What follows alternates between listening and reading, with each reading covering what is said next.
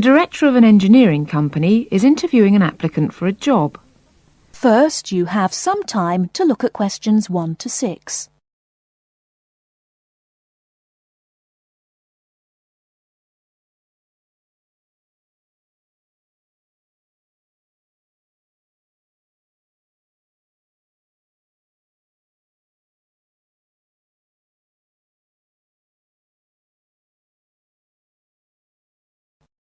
Now we shall begin. You should answer the questions as you listen, because you will not hear the recording a second time. Listen carefully and answer questions 1 to 6. Good morning. It's Mr. Robinson, isn't it? Have a seat. Stephen Robinson. Yes. Is that S-T-E-V-E-N or P-H? It's V. OK. I've got your letter of application, but I need a few more details for the file. Now, you're from Manchester. What exactly is the address? Yes, it's Dynevor Gardens. That's D-Y-N-E-V-O-R. Prestwich. Thanks. And telephone? Well, it isn't mine, it's the landlord's, but I can be contacted. It's 483-250. Uh-huh. The landlord lives in, does he? Well, he has the flat downstairs, and he's a friend of the family anyway. I see. OK. According to your letter, I imagine you were born in, let me see, 1960? 61. Right. And the date? 12th of July. Thank you. And I believe you're married. No, I'm getting married, but not for a few months. Oh, sorry. Well, I mean, congratulations. Is it going to be in Manchester? Well, no, actually. My fiancée's from Wales, so we're getting married in her home village, near Bangor. Oh, how nice. Now, as you know, when you apply for a post with Williams Engineering, we need to find out a few things about both your academic background and more recent work experience, the latter being especially important in respect of this rather specialised position in the area of water management. First of all, A-levels. Yes, I've got 3. Geography, maths and physics. Geography, maths and physics. OK. Before you hear the rest of the conversation, you have some time to look at questions 7 to 10.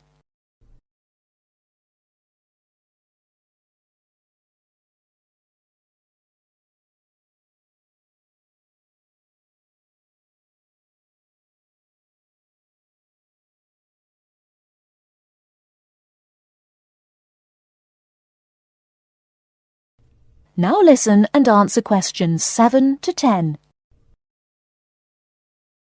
And what about your degree? I went to Sheffield University and got an engineering degree, with water management as my specialisation. Uh-huh.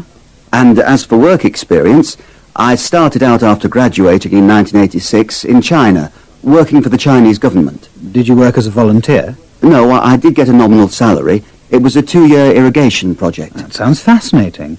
How did you organise that? You say it wasn't a British company, then? No, my university had links with a Chinese engineering university, so it was organised at that level. And after that? Then I came back, moved to Manchester, and have been working with Latimer Engineering since then. And what exactly are you doing for Latimer? Oh, I'm working in irrigation again, this time as a project research assistant. Great. I've got your details. Now let's move on to a more general discussion about what we're looking for.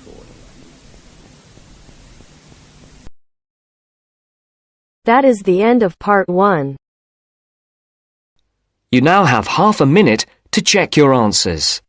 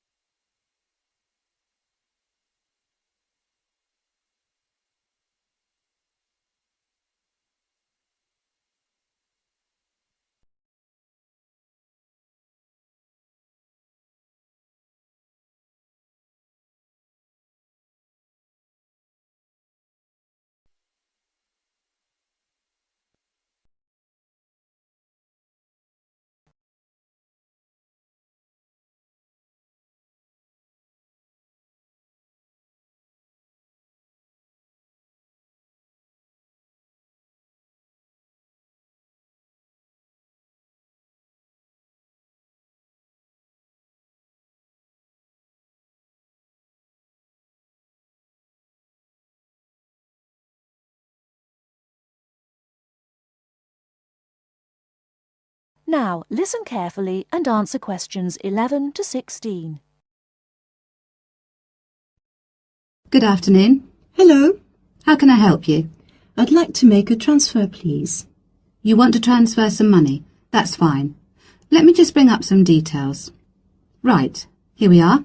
Can you tell me your name, please? It's Alice Deltour. Okay, and your date of birth?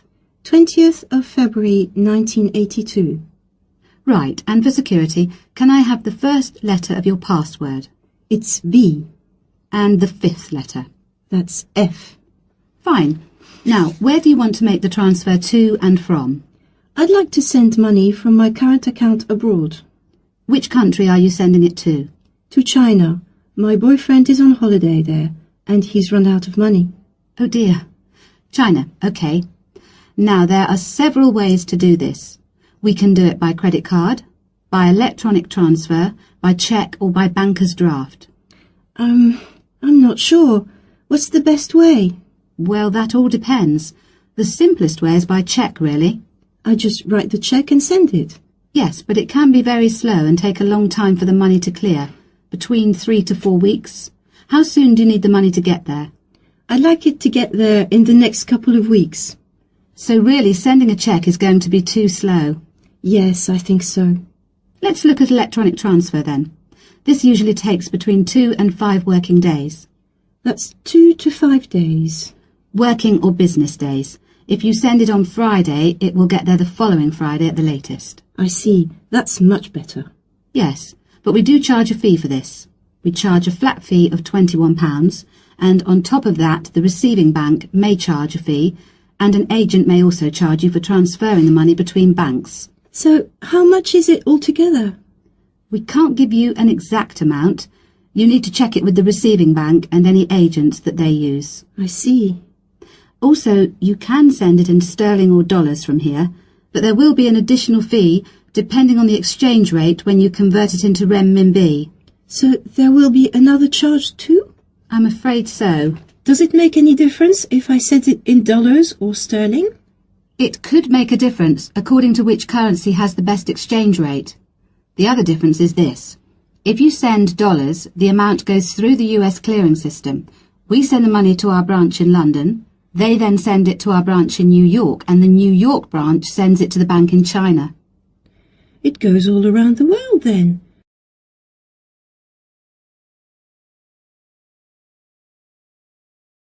Before you hear the rest of the talk, you have some time to look at questions 17 to 20.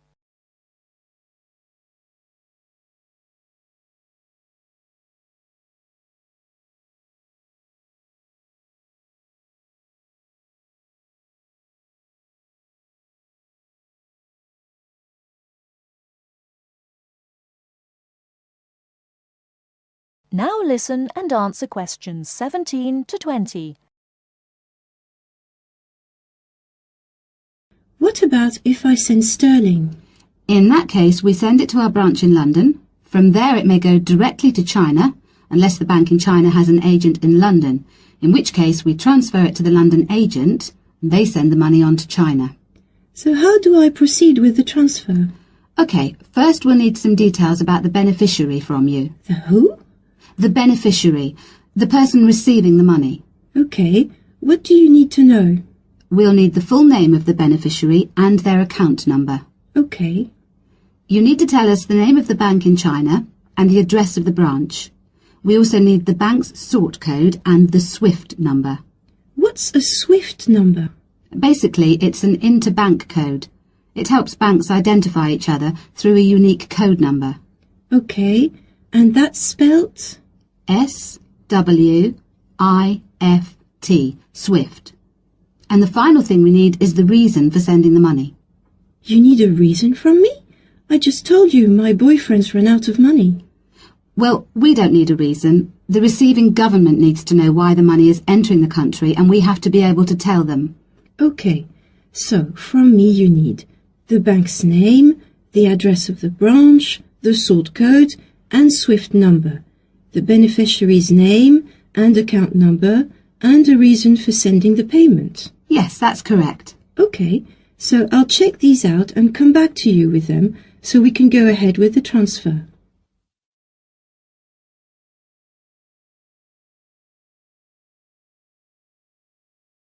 That is the end of part 2. You now have half a minute to check your answers.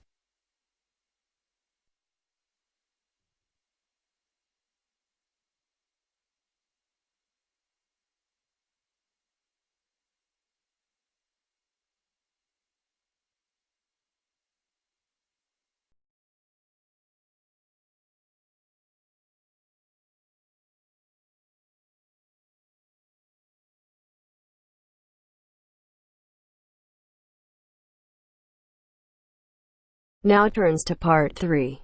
Part 3. You will hear two students discussing a project they have to do as part of a literature course on great books. First, you have some time to look at questions 21 to 25.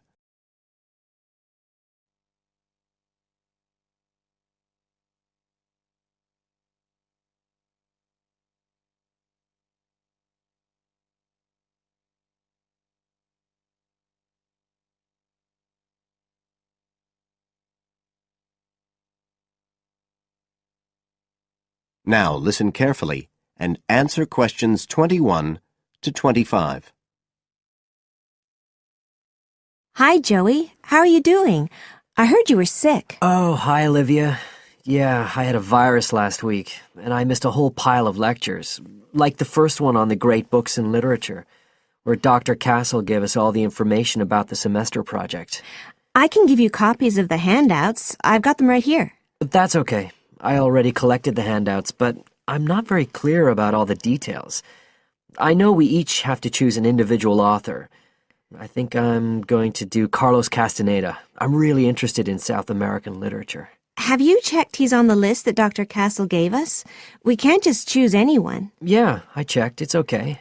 Who did you choose? Well, I was thinking of choosing Ernest Hemingway, but then I thought, no, I'll do a British author, not an American one. So I chose Emily Bronte. Okay. And first of all, it says we have to read a biography of our author. I guess it's okay if we just look up information about him on the internet? No, it's got to be a full-length book. I think the minimum length's 250 pages. There's a list of biographies. Didn't you get that? Oh, right. I didn't realize we had to stick with that. So, what do we have to do when we've read the biography? Well, then we have to choose one work by the writer. Again, it's got to be something quite long. We can't just read a short story. But I guess a collection of short stories would be okay? Yes, or even a collection of poems, they said. But I think most people are doing novels. I'm going to do Wuthering Heights. I've read it before, but I really want to read it again now I've found out more about the writer. And then the video. We have to make a short video about our author and about the book. How long has it got to be? A minute. What? Like 60 seconds? We got to give all the important information about their life and the book we choose? Well, you can't do everything. I wrote it down somewhere. Yes, Dr. Castle said we had to find or write a short passage that helps to explain the author's passion for writing, why they're a writer. So we can back this up with reference to important events in the writer's life, if they're relevant. But it's up to us, really. The video's meant to portray the essence of the writer's life and the piece of writing we choose. So when we read the biography, we have to think about what kind of person our writer is. Yes, and the historical context and so on. So for my writer, Emily Bronte, the biography gave a really strong impression of the place where she lived and the countryside around. Right. I'm beginning to get the idea. Before you hear the rest of the talk, you have some time to look at questions 26 to 30.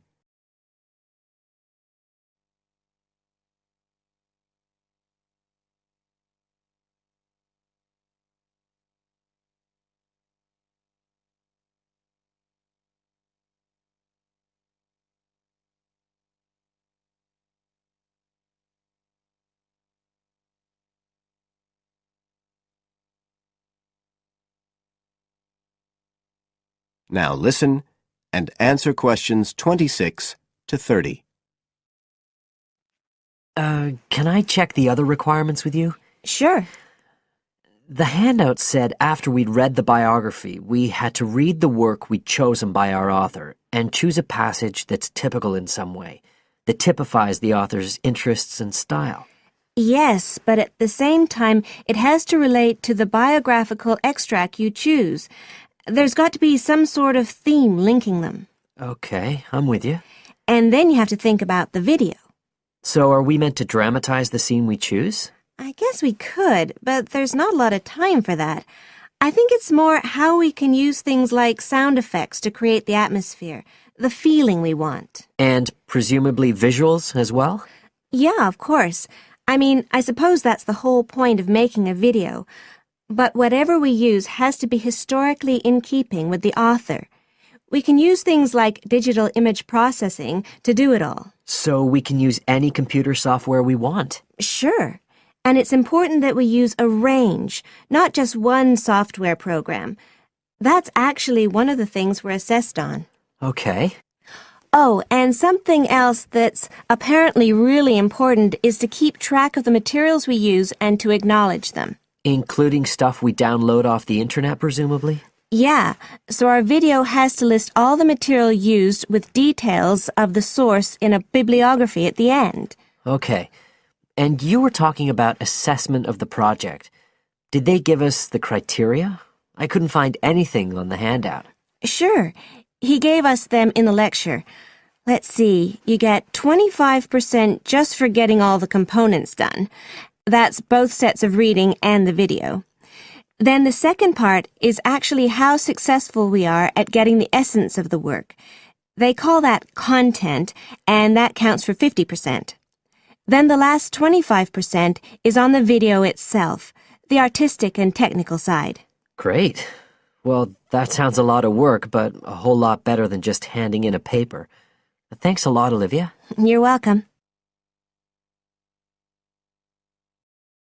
That is the end of part 3.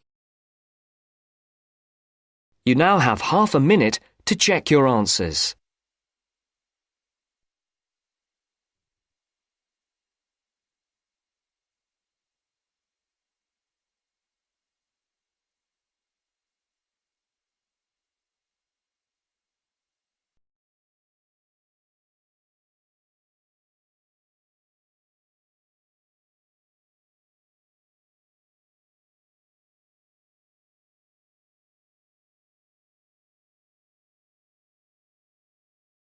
Part 4.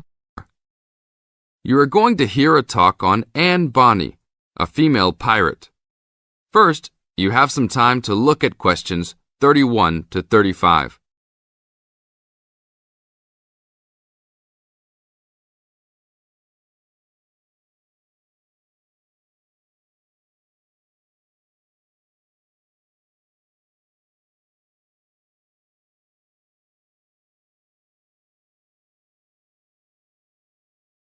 Now listen to the tape and answer the questions.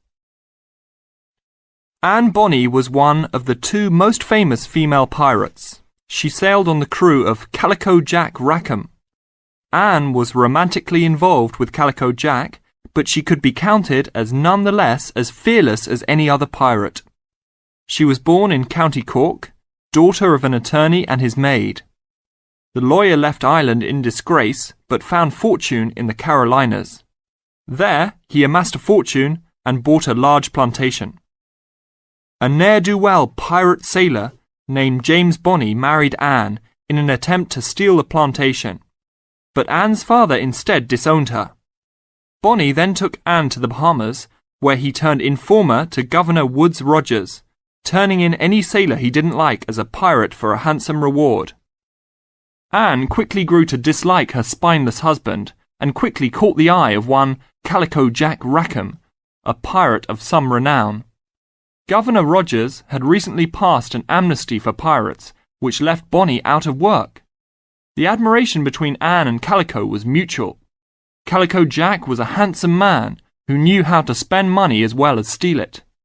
Anne was a well-endowed lass with a fiery spirit and a temper that matched that of any man.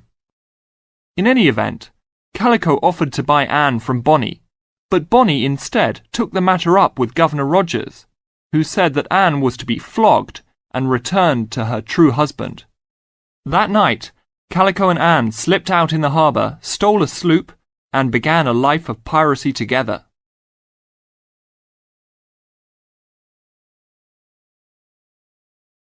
Now look at questions 36 to 40.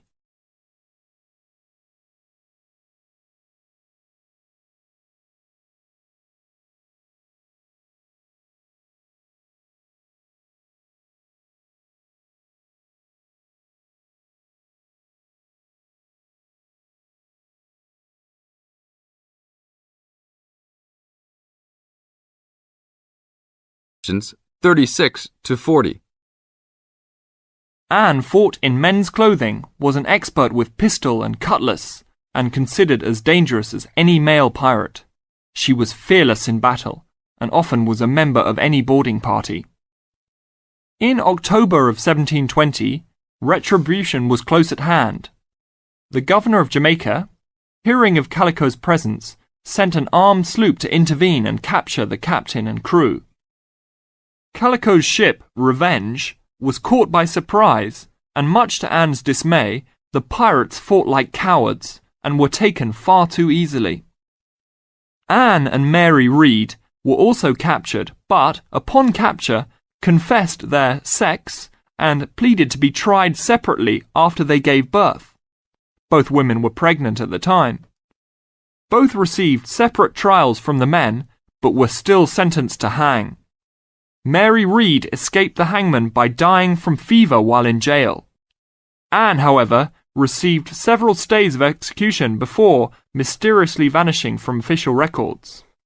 It is believed that her father, who had contacts in the island, forgave his daughter for her acts and ransomed her back to the Carolinas, where she assumed a new name and a new life. That is the end of part 4. You now have half a minute to check your answers.